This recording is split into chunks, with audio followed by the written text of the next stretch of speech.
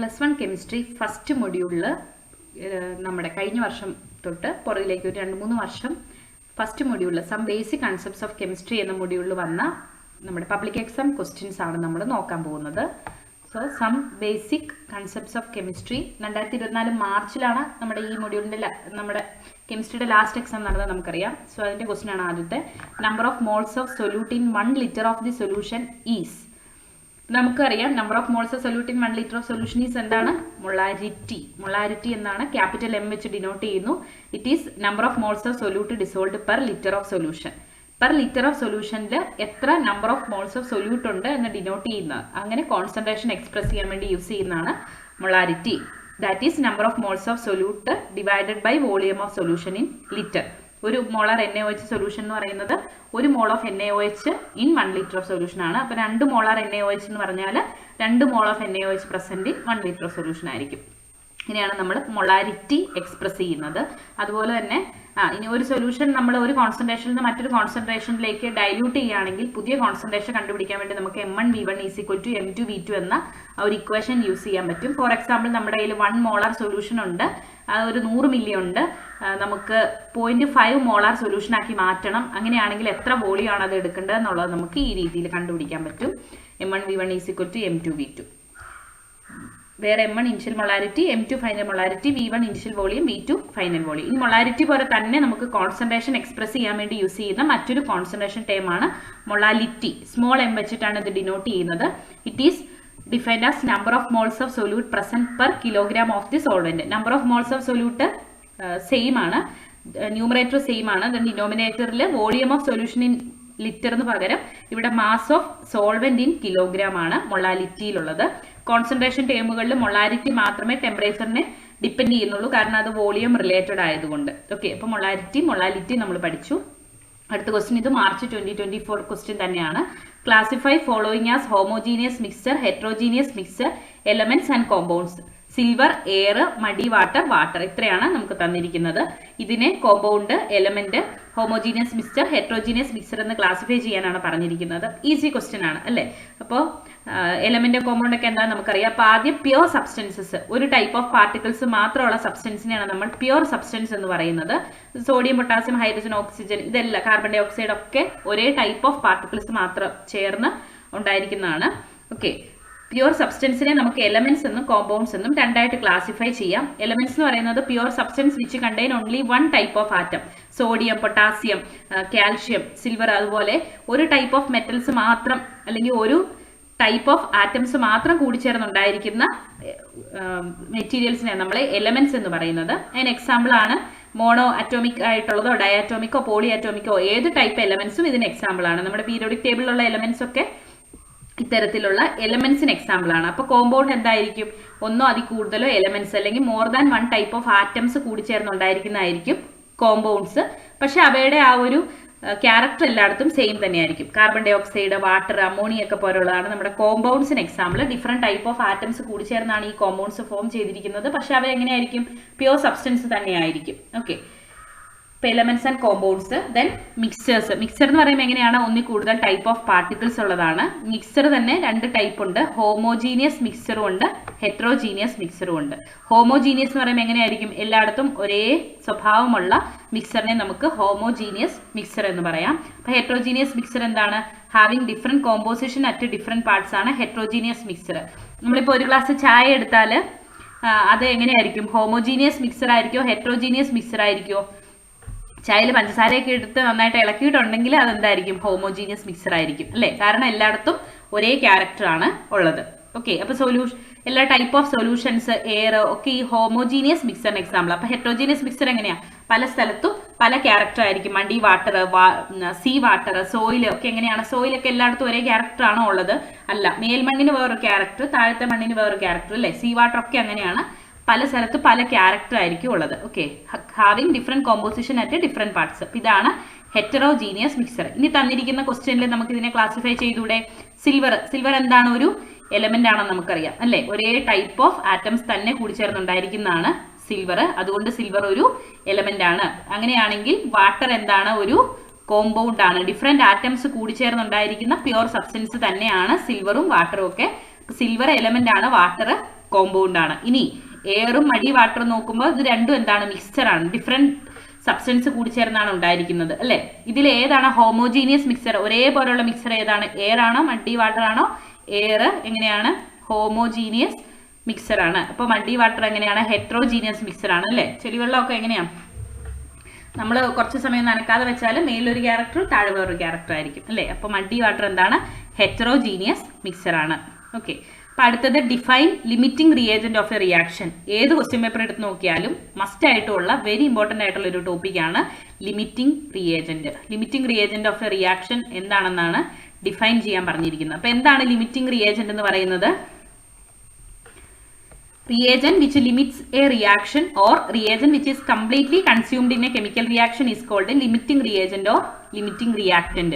ഒരു റിയാക്ഷനിൽ which limits a reaction, ഒരു റിയാക്ഷനെ limit ചെയ്യുന്ന എന്താണോ അതിനെയാണ് നമ്മൾ, അല്ലെങ്കിൽ വിച്ച് ഈസ് കംപ്ലീറ്റ്ലി കൺസ്യൂംഡ്. അപ്പോൾ ഒരു റിയാക്ഷന് നമ്മൾ 2 റിയാക്ടൻസ് ഉണ്ട്. അതിൽ ഒരു റിയാക്ടന്റ് കുറച്ചേ ഉള്ളൂ, മറ്റൊരു റിയാക്ടന്റ് കൂടുതലുണ്ട്. പക്ഷേ ഇത് രണ്ടും കൂടി ചേർന്നാലേ നമ്മുടെ പ്രോഡക്റ്റ് ഉണ്ടാവുള്ളൂ. അങ്ങനെയാണെങ്കിൽ ഈ കുറച്ചുള്ള റിയാക്ടന്റ് തീർന്നു കഴിയുമ്പോഴേക്കും റിയാക്ഷൻ നിൽക്കുമല്ലോ അല്ലെ. അതുകൊണ്ട് നമുക്ക് ഈ കുറച്ചുള്ള റിയാക്ടന്റിനെ എന്തെന്ന് പറയാം? ലിമിറ്റിംഗ് റിയാക്ടന്റ് എന്ന്, അല്ലെങ്കിൽ ലിമിറ്റിംഗ് റിയേജന്റ് എന്ന് പറയാം. സോ ഒരു റിയാക്ഷനെ ലിമിറ്റ് ചെയ്യുന്ന റിയാക്ടന്റിനെയാണ് നമ്മൾ എന്ത് പറയുന്നത്? ലിമിറ്റിംഗ് റിയാക്ടന്റ് എന്ന് പറയുന്നത്. ഇപ്പോൾ നമ്മൾ ഈ ഒരു ഇക്വേഷൻ കൺസിഡർ ചെയ്യാണ്.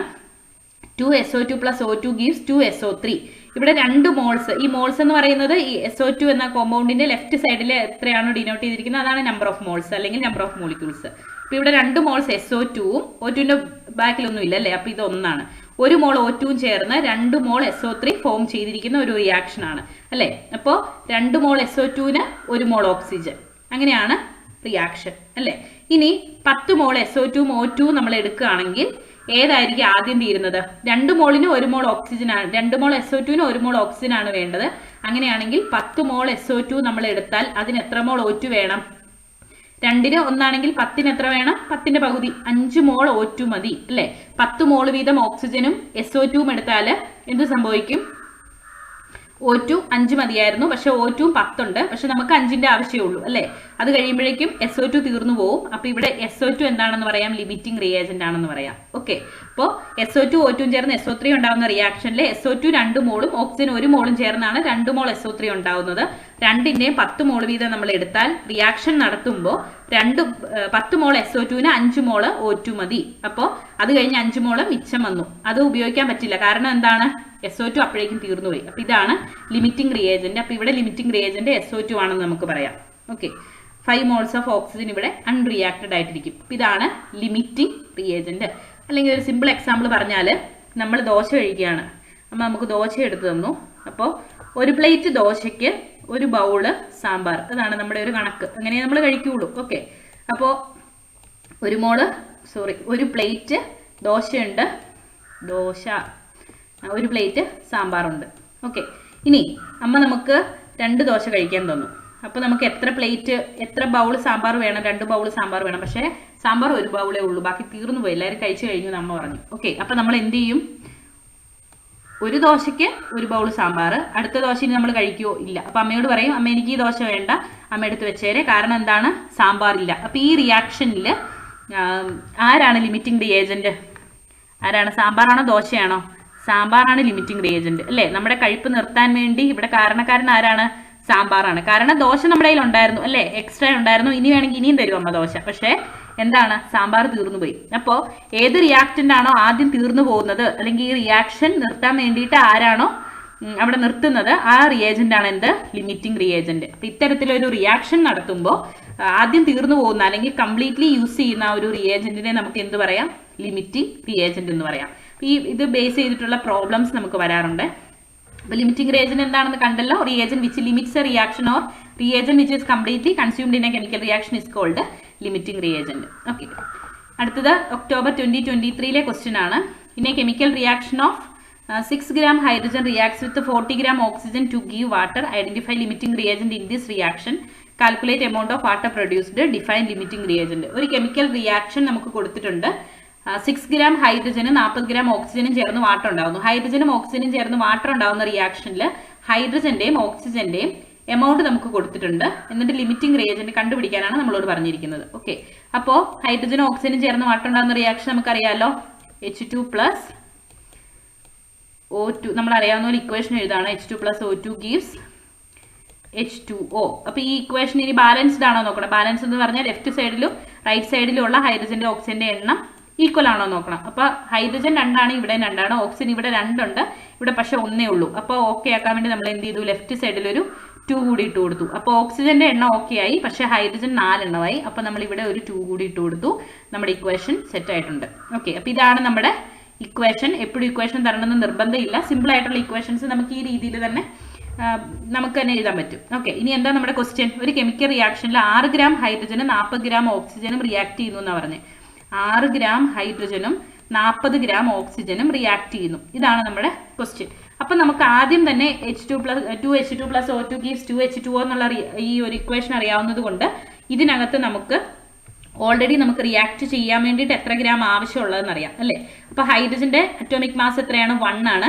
അപ്പോൾ ഇവിടെ 4 ഹൈഡ്രജൻ ഉണ്ട് അല്ലേ, 2 H2 ഉണ്ട്. അപ്പോൾ മൊത്തം 4 ഗ്രാം ഹൈഡ്രജൻ ഇവിടെ ഉണ്ട്.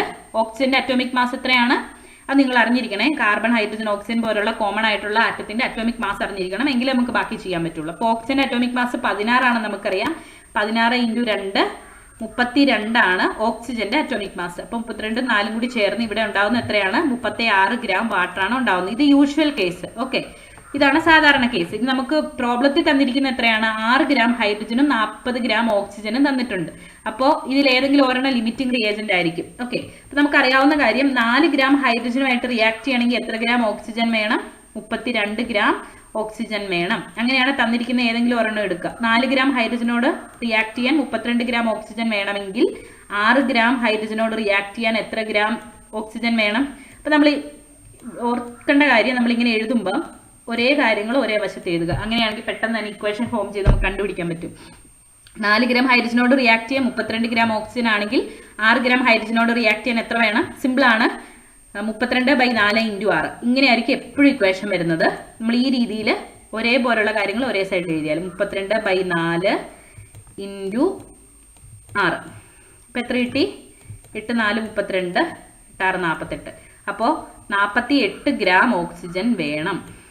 ഓക്കെ, അപ്പോൾ 6 ഗ്രാം ഹൈഡ്രജൻ തന്നിട്ടുണ്ട്, 40 ഗ്രാം ഓക്സിജനും തന്നിട്ടുണ്ട്. ഓക്സിജൻ ശരിക്കും എത്ര വേണം, 6 ഗ്രാം ഹൈഡ്രജനോട് റിയാക്ട് ചെയ്യണമെങ്കിൽ 48 ഗ്രാം ഓക്സിജൻ വേണം. ഇവിടെ അത്രയുണ്ടോ, ഇവിടെ ആകെ എത്രയേ തന്നിട്ടുള്ളൂ, 40 ഗ്രാമേ തന്നിട്ടുള്ളൂ. അപ്പോൾ ഇവിടെ ആരാ ലിമിറ്റിംഗ് റിയേജന്റ്, ഹൈഡ്രജനൊക്കെ ആവശ്യത്തിനുണ്ടായിരുന്നു, ഓക്സിജൻ പക്ഷെ എത്രയേ ഉള്ളൂ, 40 ഗ്രാമേ ഉള്ളൂ. അപ്പോൾ ആരാ ലിമിറ്റിംഗ് റിയേജന്റ്, ഓക്സിജൻ ആണ് ഇവിടെ ലിമിറ്റിംഗ് റിയേജന്റ്. 48 ഗ്രാമിന് പകരം 40 ഗ്രാമേ ഉള്ളൂ. ലിമിറ്റിംഗ് റിയേജന്റ് ഓക്സിജൻ ആണ്. ഈ രീതിയിൽ നമുക്ക് ഏത് വേണമെങ്കിലും കണ്ടുപിടിക്കാം. ഇക്വേഷൻ എഴുതുക, ആ ഇക്വേഷനിലുള്ള അറ്റോമിക് മാസ്, തന്നിരിക്കുന്ന ആറ്റത്തിന്റെ മാസുകൾ കറസ്പോണ്ടിങ് ആയിട്ടുള്ളത് എഴുതുക. ദെൻ നമുക്ക് തന്നിരിക്കുന്ന മാസ് എഴുതുക. ഇപ്പൊ 6 ഗ്രാം ഹൈഡ്രജനോട് റിയാക്ട് ചെയ്യാൻ എത്ര ഗ്രാം വേണം നോക്കുക, അല്ലെങ്കിൽ 40 ഗ്രാം ഓക്സിജനോട് റിയാക്ട് ചെയ്യാൻ എത്ര ഗ്രാം ഹൈഡ്രജൻ വേണം നോക്കുക. ഒരേ കാര്യങ്ങൾ ലെഫ്റ്റ് സൈഡിൽ എഴുതുവാണെങ്കിൽ നമുക്ക് പെട്ടെന്ന് ഇക്വേഷൻ ഫോം ചെയ്യാൻ പറ്റും.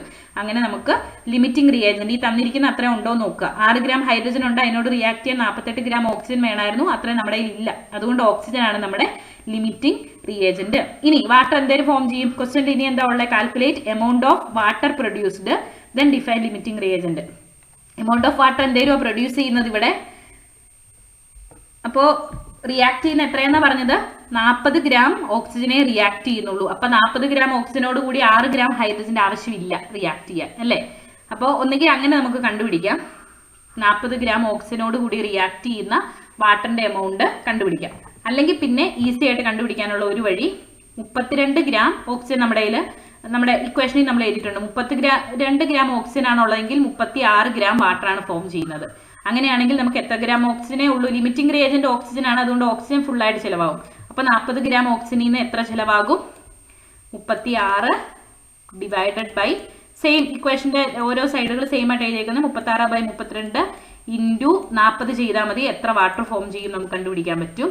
അപ്പൊ ഇവിടെ 8 വെച്ചിട്ട് വെട്ടാം. 8 4 32, 8 5 40. ഇനി ഈ 4 36 കൂടി വെട്ടിയാൽ 9 4 36. അപ്പൊ നമുക്ക് കിട്ടുന്ന ഉത്തരം 45 ഗ്രാം എന്നായിരിക്കും. നിങ്ങൾക്ക് മനസ്സിലായോ? അപ്പൊ എന്താ ചെയ്യുന്നത്, ഇത്രയും കണ്ടുപിടിച്ച് ലിമിറ്റിംഗ് റിയേജന്റ് വരെ കണ്ടുപിടിച്ചു. അപ്പൊ 48 ഗ്രാം ഓക്സിജൻ ഇല്ലാത്തതുകൊണ്ട് 40 ഗ്രാം ഓക്സിജനേ ഉള്ളൂ, അതാണ് ലിമിറ്റിംഗ് റിയേജന്റ് എന്ന് കണ്ടുപിടിച്ചു. അപ്പൊ 40 ഗ്രാം ഓക്സിജനെ നമുക്ക് റിയാക്ട് ചെയ്യാനുള്ളൂ. 32 ഗ്രാം ഓക്സിജൻ റിയാക്ട് ചെയ്താൽ 36 ഗ്രാം വാട്ടർ കിട്ടും. അങ്ങനെയാണെങ്കിൽ 40 ഗ്രാം ഓക്സിജൻ റിയാക്ട് ചെയ്താൽ ഇത് ഓക്സിജന്റെ ആണ്, ഇത് വാട്ടർ ആണ്. ഓക്കെ, ഒരേപോലുള്ള ഒരേ സൈഡിൽ എഴുതി. അപ്പൊ 32 ഗ്രാം ഓക്സിജൻ റിയാക്ട് ചെയ്താൽ 36 ഗ്രാം വാട്ടർ കിട്ടും. അങ്ങനെയാണെങ്കിൽ 40 ഗ്രാം ഓക്സിജൻ റിയാക്ട് ചെയ്താൽ എത്ര കിട്ടും? 36/32 × 40. സെയിം ഇക്വേഷൻ തന്നെ. അപ്പൊ എത്ര കിട്ടി? 45 ഗ്രാം വാട്ടർ കിട്ടി. ഇതാണ് ഇവിടെ എഴുതിയിരിക്കുന്നത്. ലിമിറ്റിംഗ് റിയേജന്റ് ഓക്സിജൻ ആണ്. റിയാക്ഷൻ കൊടുത്തിട്ടുണ്ട്. ഇവിടെ നമ്മൾ ഹൈഡ്രജന്റെ എമൗണ്ട് കണ്ടുപിടിക്കുക ചെയ്ത്. എങ്ങനെയായാലും കുഴപ്പമില്ല. 32 ഗ്രാം ഓക്സിജന് 4 ഗ്രാം ഹൈഡ്രജൻ. അപ്പൊ 40 ഗ്രാം ഓക്സിജൻ എത്ര വേണം? 5 ഗ്രാം ഹൈഡ്രജൻ മതി. 6 ഗ്രാം കൊടുത്തിട്ടുണ്ട്, അതുകൊണ്ട് ഓക്സിജൻ ആണ് ലിമിറ്റിംഗ് റിയേജന്റ്. 5 ഗ്രാം ഹൈഡ്രജനും 40 ഗ്രാം ഓക്സിജനും കൂടി ചേർന്നാൽ 45 ഗ്രാം വാട്ടർ ഫോം ചെയ്തു. Amount of water produced 45 gram ആയിരിക്കും. ലിമിറ്റിംഗ് റിയേജന്റ് എന്താണ്? Reagent that is completely consumed in A reaction. അപ്പൊ ലിമിറ്റിംഗ് റിയേജന്റ് വെരി ഇമ്പോർട്ടന്റ് ആണ്, ഓർത്തിരിക്കുക കേട്ടോ. വളരെ സിമ്പിൾ ആണ്. 2 പ്രോബ്ലം ചെയ്ത് പഠിച്ചാൽ പിന്നെ നമുക്ക് അതിൽ നിന്ന് എന്ത് ടൈപ്പ് പ്രോബ്ലം വന്നാലും ചെയ്യാൻ പറ്റും. അപ്പൊ അടുത്ത question, NO and NO2 are 2 oxides of nitrogen. Which law of chemical combination is illustrated by these compounds? State the law mentioned above. 2-3 laws of chemical combination നമുക്കറിയാം. ഈ കോമ്പിനേഷൻ അതിന്റെ എക്സാമ്പിൾ വെച്ചിട്ട് ഏത് ലോ ആണെന്നുള്ളത് നമ്മളോട് ചോദിക്കും കേട്ടോ. NO NO2 സെയിം ആറ്റംസ് തന്നെ കൂടിച്ചേർന്നുണ്ടായിരിക്കുന്ന ഡിഫറെന്റ് കോമ്പൗണ്ട്സ് ആണ് അല്ലേ. അതുപോലെ എന്നിന്റെ നമ്പർ ഇവിടെ സെയിം ആണ്, ഓക്സിജൻ നമ്പർ മാത്രമേ വ്യത്യാസമുള്ളൂ. അപ്പൊ ഇത് ഏത് ലോ ആണ്? Law of multiple proportion. എന്താ പറയുന്നത്? It states that if 2 elements combine to form more than one compound, different masses of one of the elements that combine with the fixed mass of other element are in small whole number ratio. അതായത് 2 compounds ചേർന്ന് 2 elements ചേർന്ന് ഒന്നിൽ കൂടുതൽ compounds form ചെയ്യുമ്പോൾ ഒരെണ്ണത്തിൻ്റെത് fixed mass ആയിരിക്കും. നൈട്രജന്റേത് ഇവിടെ fixed mass ആണ് അല്ലേ. ഇനി ഓക്സിജന്റെ മാസ് എങ്ങനെയായിരിക്കും എന്ന് പറയുന്നത്? സിമ്പിൾ വോൾ നമ്പർ റേഷ്യോ ആയിരിക്കും. ഇവിടെ ഓക്സിജന്റെ മാസ് 16 ആണെന്ന് നമുക്കറിയാം അല്ലേ. ഇവിടെ ഓക്സിജന്റെ മാസോ 2 ഓക്സിജൻ ഉണ്ട്, അതുകൊണ്ട് 32 ആണ്. അപ്പൊ ഇവിടെ റേഷ്യോ എങ്ങനെയാണ്? 16:32 അല്ലെങ്കിൽ 16 വെച്ച് ഡിവൈഡ് ചെയ്താൽ 1:2 ആയിരിക്കും ഇവയുടെ റേഷ്യോ. ഇതാണ് ലോ ഓഫ് മൾട്ടിപ്പിൾ പ്രൊപ്പോർഷൻ പറയുന്നത്. അതിന് എക്സാമ്പിൾ ആണ് നമ്മുടെ ഹൈഡ്രജൻ പെറോക്സൈഡും വാട്ടറും. ഹൈഡ്രജനും ഓക്സിജനും ചേർന്ന് വാട്ടർ ഉണ്ടാവുന്നു, ഹൈഡ്രജനും ഓക്സിജനും ചേർന്ന് ഹൈഡ്രജൻ പെറോക്സൈഡ് ഉണ്ടാവുന്നു. രണ്ടിടത്തും ഹൈഡ്രജൻ 2 എണ്ണം തന്നെയാണ്. ഓക്സിജന്റെ മാസ് എങ്ങനെയാണ്? ഒരിടത്ത് 16, ഒരിടത്ത് 32 ആണ്. ഓക്കെ, അപ്പോൾ 16:32 അല്ലെങ്കിൽ 1:2 ആണ് അവയുടെ റേഷ്യോ. ഇതാണ് നമ്മുടെ ലോ ഓഫ് മൾട്ടിപ്പിൾ പ്രൊപ്പോർഷൻ പറയുന്നത്.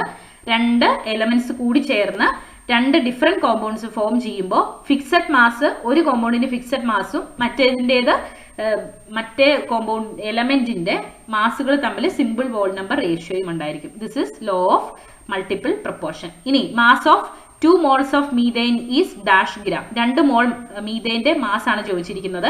നമുക്കറിയാവുന്ന കാര്യം, ഇത് എപ്പോഴും ഓർത്തിരിക്കുക കേട്ടോ. 1 മോൾ ഏതൊരു വസ്തു എടുത്താലും അതിന്റെ മാസ് എത്രയായിരിക്കും?